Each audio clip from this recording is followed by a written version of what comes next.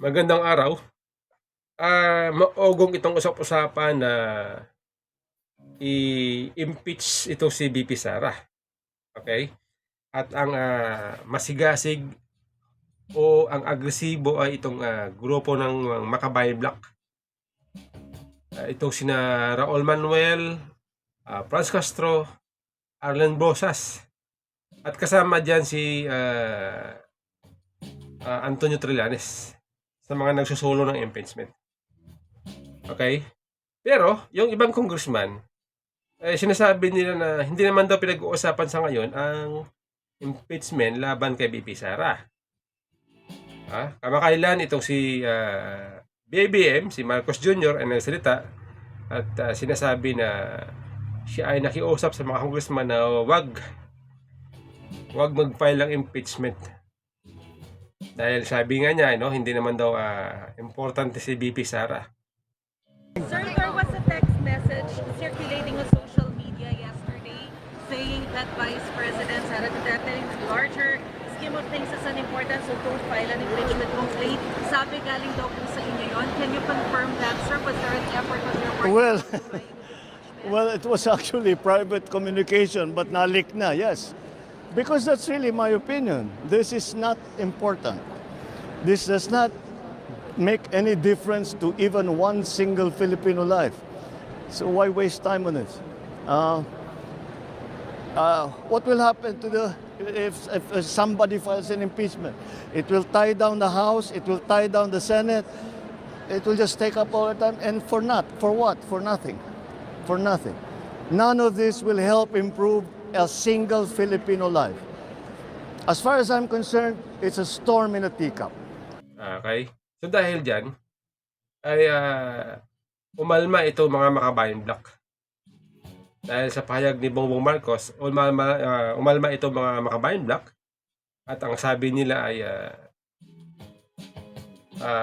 bakit daw nakikialam itong si Bongbong Marcos sa proseso ng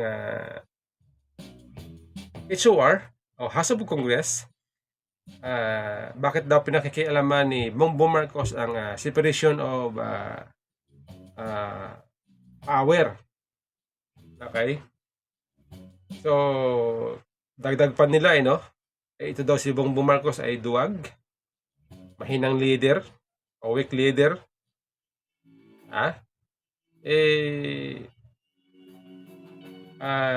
Binatikos nila. Pero no, dahil dyan dahil din sa mga magkakaibang pahayag nitong mga ibang congressman at ang Pangulo Marcos, tayo po ay napapaisip kung bakit ganito ang takbo ng senaryo. Itong sinabi ni Bongbong Marcos na huwag mag-file ng impeachment, iniisip ko, no, ito kaya ay drama, gimmick, para palabasin sa publiko na siya ay tutol. Siya ay walang kinalaman. Kung sakali ito matuloy, ay siya ay walang kinalaman. Kumbaga, gusto niyang iligtas sa kanyang sarili. Yan po ang aking naisip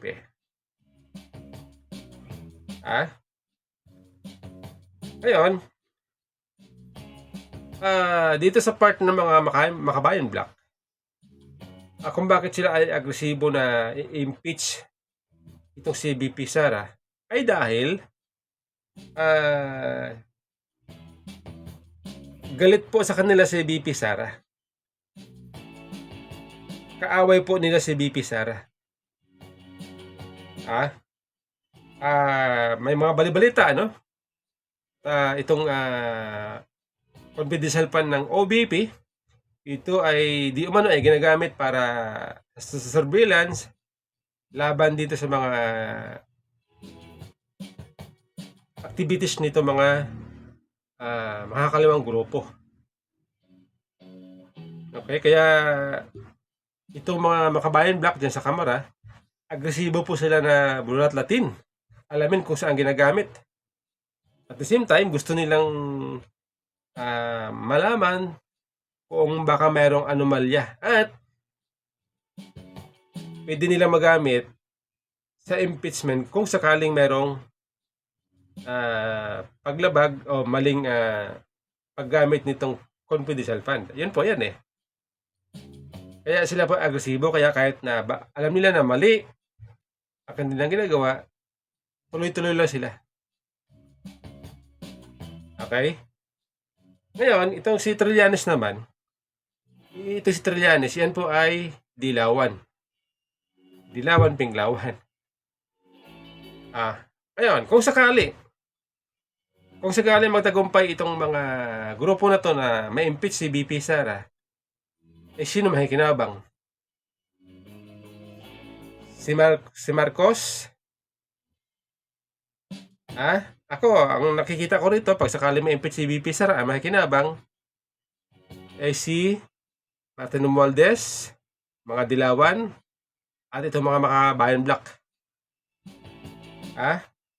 Ganito kasi kung sakaling ma-impeach si BP Sara, mag-a-appoint ng Pangulo ng papalit sa pwesto na maiiwan ni BP Sara. Pwede siyang mamili.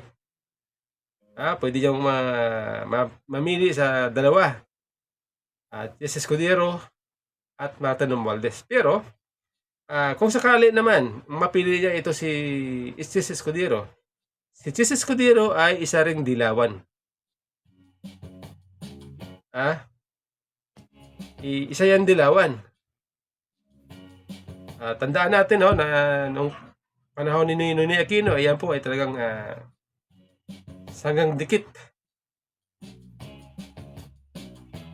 ni Noynoy Aquino na mga dilawan. Dilawan yan eh. Ito naman si Martin Romualdez, bagamat siya po ay alay ni Bongbong Marcos, pinsan, may dugo na nalaytay sa ugat, pero sa akin pong pakiramdam, ito pong si Martin Romualdez ay hindi rin mapagkatiwalaan sapagkat may ambition din po yan na maging Pangulo. Pwede niyang traidorin kung sakali itong si Bongbong Marcos. Okay? At usap-usapan na di umano itong si Romualdez ay nagkipag sabwatan sa mga makakaliwa. Yan po ay sinabi ni BP Sara noon, kailan ba yun nung siya po ay nagsalita noon sa media. Okay? Yan po ang senaryo na nakikita natin. Ngayon, kung sakali na magtagumpay itong impeachment laban kay BP Sara, kung susunod po dyan na aatakihin na mga dilawan, na mga kabayan black, ay itong si Bongbong Marcos. Kaya hanggat nandyan si BP Sara sa pwesto bilang Vice President, safe yan si Marcos. Pero pag natanggal, dyan na magsisimula ang pag-aatake. Tandaan, after ng 2025 election, simula na ng attack season para sa paghanda para sa election 2028. Dahil dyan na po yan, kanya-kanya na sila posisyon dyan. Yung mga tatakbo ng presidente, usap-usapan na itong si Hontiveros, balak din. Lalo naman si Martin Romualdez. Mas lalo. Okay, kaya yan po ang ating nakikita mga senaryo na pwedeng gawin ng itong mga grupo ng mga dilawan, mga kabayan black. Ay tandaan ninyo mga kababayan itong grupo na to, mga kabayan black at dilawan, sila po ay expert sa pagtanggal. Sila po ay expert sa mga prosesong tulad ng impeachment. Sila po ang eksperto sa pagpropaganda, pag-aatake. Eksperto po yan. Yan po ang kanilang expertise. Mula nung panahon ni Noy hanggang sa ngayon, yan po ang kanilang expertise, yung propaganda. Number 1 po sila dyan. Baka akala nito mga loyalista, safe sila. Kasi nakikita natin sa ngayon ay isa na po sila sa mga nakikibahagi sa mga panawagan na i-impeach si Sara. I-impeach si Sara.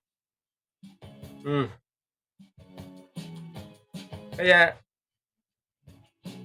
pasalamat kayo dahil ang Vice President, kaalyado ni Bongbong Marcos nung una. Pasalamat kayo dahil ang Vice President, kaaway ng mga dilawan, kaaway ng mga mahakaliwa. Kaya safe si Marcos. Pero pa sa oras na siya matanggal si VP Sara, tandaan ninyo, susunod dyan i-impeach si Bongbong Marcos. At pag nangyari yan, pag nangyari yan, edi ang mambubudol dyan, ang mambubudol na budol. Tama, di ba?